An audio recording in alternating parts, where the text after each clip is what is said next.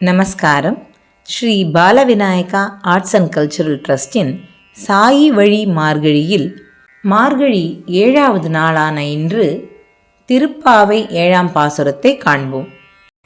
கீச்சு கீச்சு என்றெங்கும் ஆனை சாத்தன் கலந்து பேசின பேச்சரவம் கேட்டிலையோ பேய்ப்பெண்ணே என்று உறங்கும் தோழியை ஏசுகிறாள் ஆண்டாள். நாயகப் பெண் பிள்ளா என்று அழைத்து எல்லோருக்கும் தலைமை ஏற்று அழைத்துச் செல்வதாகச் சொன்ன பெண்ணே என்று பிறகு விழிக்கிறாள். நாங்கள் நாராயணனான கேசவனை புகழ்ந்து பாடுவது உன் காதில் கேட்டும் உறங்கும் மர்மம் என்ன? பிரகாசமான முகத்தை கொண்டவளே, உன் வீட்டுக் கதவை திறந்து வெளியில் நாராயணனை பாடவா என்று அழைக்கிறாள். பெருமாளுக்கு பல திருநாமங்கள் உண்டு. இதில் கேசவா என்ற திருநாமத்தை 7 முறை சொல்லிவிட்டு அன்றாட பணிகளுக்கு கிளம்பினால் அன்றைய பணிகள் தங்கு தடையின்றி முடியும் என்பது நம்பிக்கை. கேசவன் என்ற சொல்லுக்கே தடைகளை நீக்குபவன் என்று பொருள்.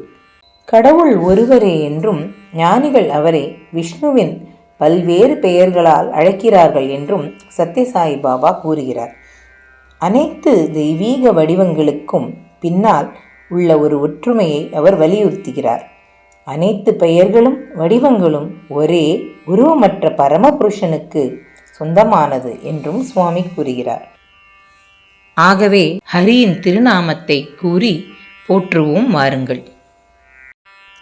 கேசவா மாதவா கோவிந்தா கோபாலா கேசவா மாதவா கோவிந்தா கோபாலா ஹரி போல் ஹரி போல் ஹரி ஹரி போல் ஹரி போல் ஹரி போல் ஹரி ஹரி போல் கேசவ மாதவ கோவிந்த போல் கேசவ மாதவ கோவிந்த போல் கேசவா மாதவா கோவிந்தா கோபாலா.